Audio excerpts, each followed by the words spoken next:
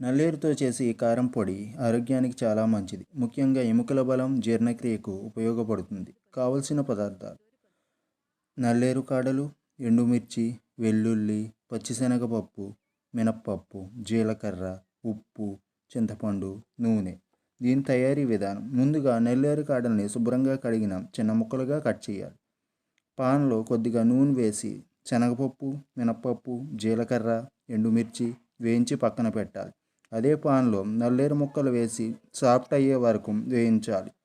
చల్లారిన తర్వాత అన్నీ కలిపి మిక్సీలో పొడి వేసుకోవాలి. వేడి అన్నంలో నెయ్యి వేసి ఈ పొడి కలిపితే చాలా రుచిగా ఉంటుంది. ఇడ్లీ, దోశతో కూడా సూపర్గా ఉంటుంది.